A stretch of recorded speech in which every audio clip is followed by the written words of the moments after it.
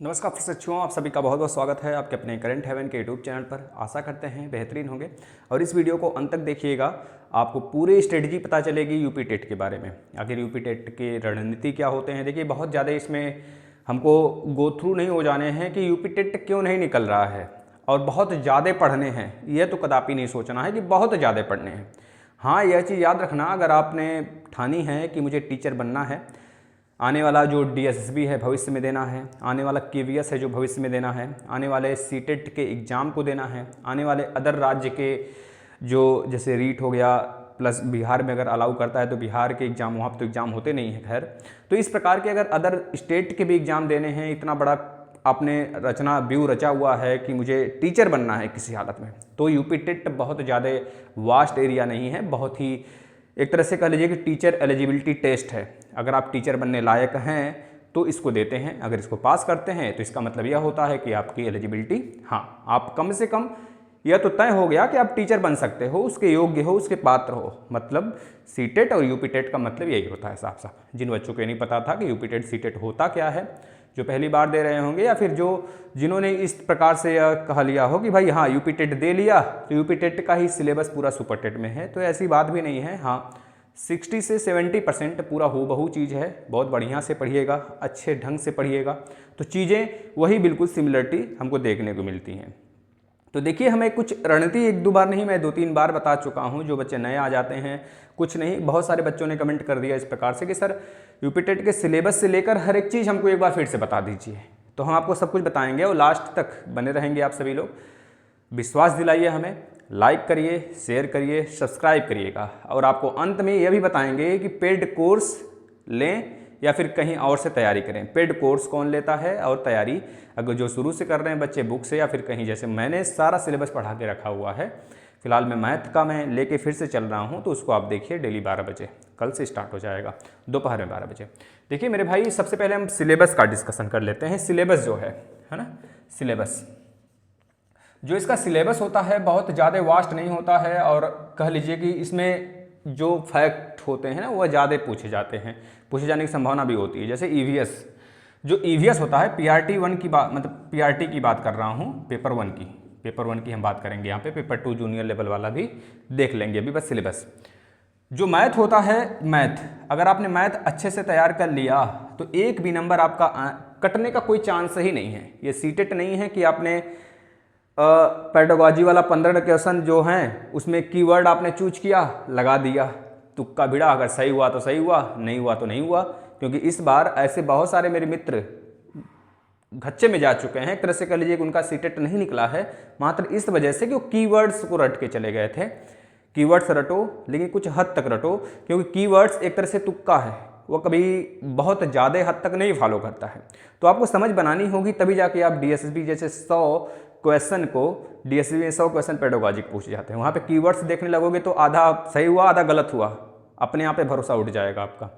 तो चीज़ें हैं, जो चीज़ें जहाँ पे लग सके वहाँ पे लगाओ ना, हर जगह नहीं वही ट्रिक काम चलता है। क्योंकि अब देखिए भाई, ये रणभूमि है हमारी शिक्षा जगत की रणभूमि है। यहाँ पर जीतता वही है जो हर पहलू से गुजरा होता है ना।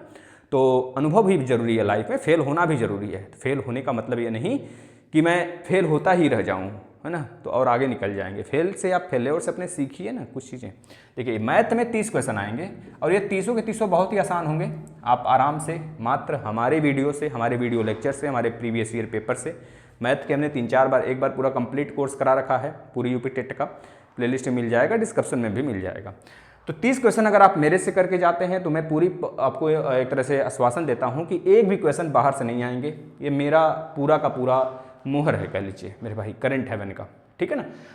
इसके बाद मैं बात कर लूँ ईवीएस को भी मैंने बहुत ही ज़बरदस्त और शानदार तरीके से पढ़ा रखा है, कहीं से भी कुछ लेने की आवश्यकता नहीं है। आराम से मस्त मौले तरीके से पढ़ते चलिए, न निकले तो गाली दे देना आके, जो मन करे सो बक देना। वैसे बकते भी तो हो, लेकिन क्या है, हाथ जोड़कर मैं एक्सेप्ट करता हूँ हर चीज़ों को, ठीक है मेरे भाई। तो ईवीएस जो है ये भी 30 क्वेश्चन होगा और 30 ही नंबर के होंगे। बहुत ही आसान वे में मैंने पढ़ा रखा है हर एक टॉपिक को, आप सोच भी नहीं सकते।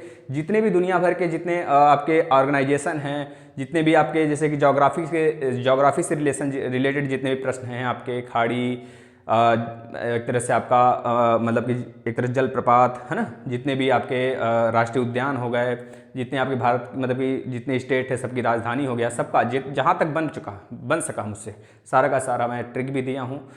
भारत के मैप को बहुत विस्तार से हमने पढ़ाया है, आप देख सकते हैं। ईवीएस के बाद अगर आप चाहें तो सीडीपी के भी 30 क्वेश्चन बहुत ही आसानी से निपटा सकते हैं, क्योंकि इसमें फैक्ट होता है, सीटेट की तरह नहीं होता है ना, समझ रहे हैं। इसके बाद यह तो 3 सिलेबस हो गया जो कि आपको करना ही करना है, किसी भी सूरत में करना है। इसके बाद हिंदी कंपलसरी है 30 नंबर का, हिंदी कंपलसरी है 30 नंबर का, सीटेट की तरह नहीं है कि अगर आपने हिंदी ले लिया, हिंदी कंपलसरी नहीं है, इंग्लिश भी ले सकते हैं, संस्कृत भी ले सकते हैं, तो हिंदी इसमें कंपलसरी है आपके लिए, है ना। इसके बाद 30 नंबर आपके, चाहे आप संस्कृत ले लीजिए, बहुत सारे लैंग्वेज हैं, चाहे आप संस्कृत लीजिए चाहे आप इंग्लिश लीजिए, संस्कृत लीजिए चाहे आप इंग्लिश लीजिए, इन दोनों में से कोई एक लीजिए। और हमने एक वीडियो भी करा था संस्कृत लेना चाहिए कि इंग्लिश लेना चाहिए, उस वीडियो को आप देख सकते हैं। ये तो रहा आपका सिलेबस।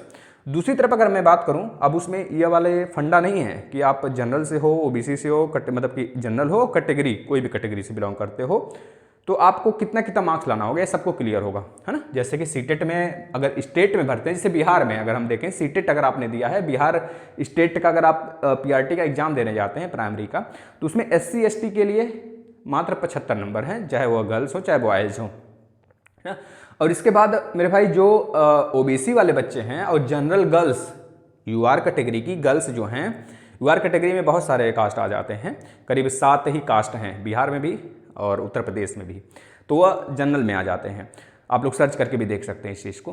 तो जितने भी ओबीसी वाले बच्चे हैं, चाहे वो लड़के हों, मतलब चाहे गर्ल्स हो चाहे बॉयज़ हो, पहले तो यह, और जनरल वाले गर्ल्स, इनको 82 नंबर लाना होता है। लेकिन उत्तर प्रदेश में जनरल चाहे जो भी हो, चाहे जो भी मेल हो फीमेल हो, दोनों को 90 नंबर लाना होता है। लेकिन बिहार में ऐसा नहीं है। बिहार के अगर एग्जाम देते हो, अदर स्टेट से अगर अलाउ होता है, तो अगर आप देते हो सीटेट से, मात्र आपको 82 नंबर में काम चल जाने वाला है, ठीक है। और जनरल वाले जो बॉयज़ हैं मेरे भाई बहन, भाई केवल जनरल वाले जो भाई हैं मेरे, तो भाई उनको तो 90 नंबर, वो घिसे पीटे रहेंगे हमारी तरह, घिसते पिटते रहो भाई।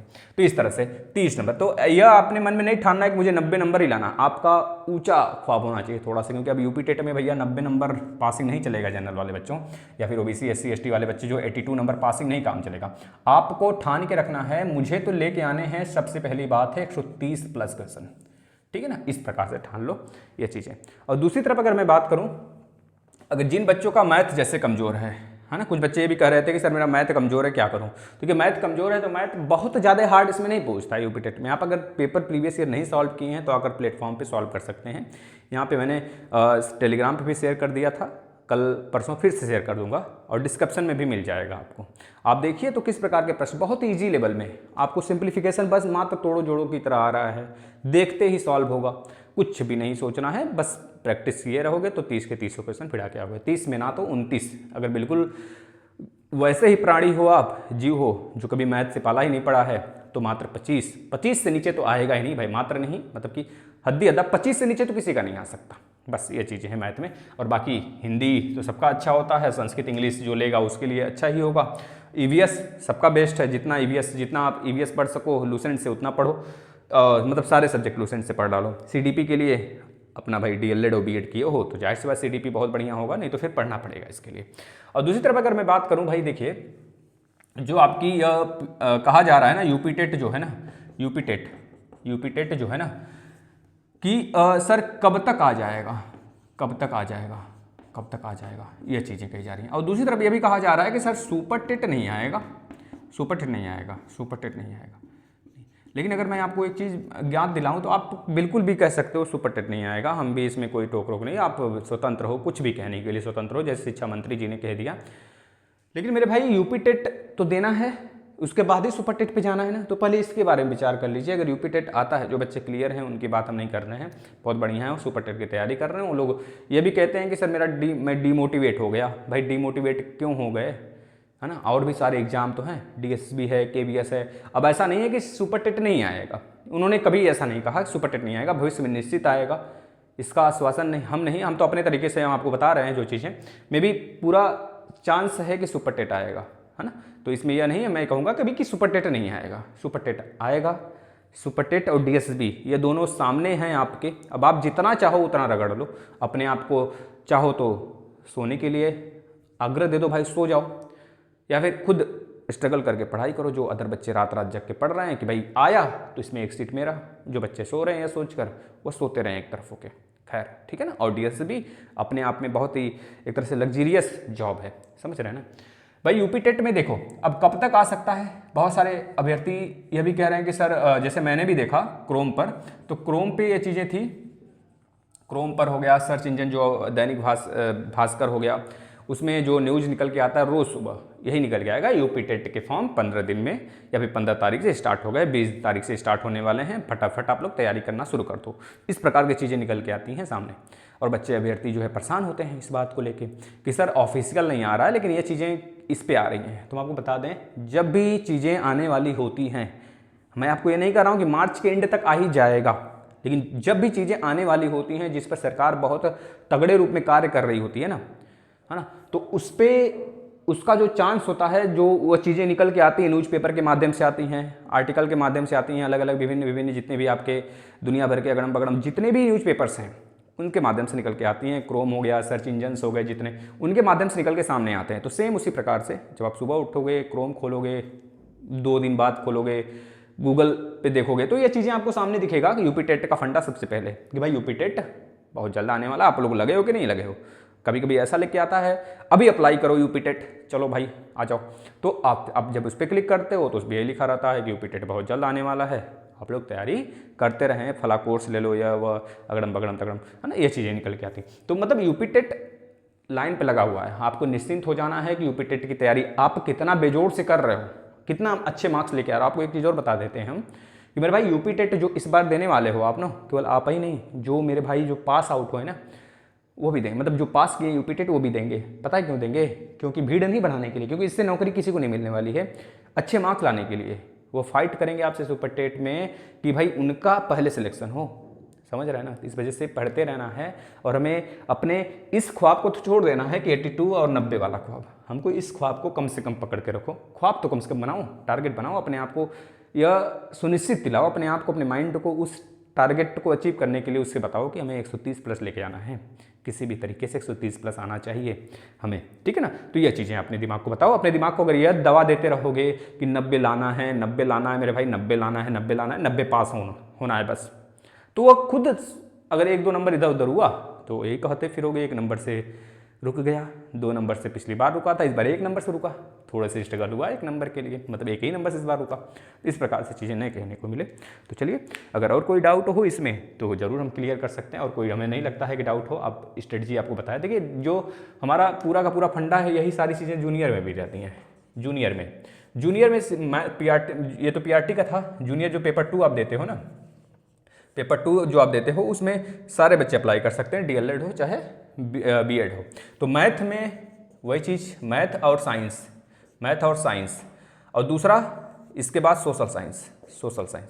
तो इन दोनों में एक तरह से बटा होता है। जो बच्चे सोशल साइंस वाले होते हैं उनके लिए 60 क्वेश्चन सोशल साइंस का होता है, geography, polity, history, economics, EVS ये सब इसमें आ जाते हैं, है ना। और जो बच्चे मैथ बैकग्राउंड से होते हैं उनके लिए मैथ और साइंस 30-30 नंबर में बटा होता है, यानी कि 60 नंबर इनका यहाँ से ये चीज़ें होती हैं, 60 नंबर। उसके बाद EVS हो गया, मतलब CDP हो गया 30 नंबर का, आपका CDP 30 नंबर का हो गया। इसके बाद हिंदी हो गया, हिंदी कंपलसरी है सारे बच्चों के लिए 30 नंबर। इसके बाद आपका लैंग्वेज हो गया, कोई लैंग्वेज ले लो आप, संस्कृत ले लो चाहे आप इंग्लिश ले लो, तो यह चीज़ें हो गई आपके सामने 30 नंबर। देख लो 90 या और 60 है, 150 क्वेश्चन, 150 नंबर के, माइनस मार्किंग नहीं होता है, ऑफलाइन ही पेपर होगा।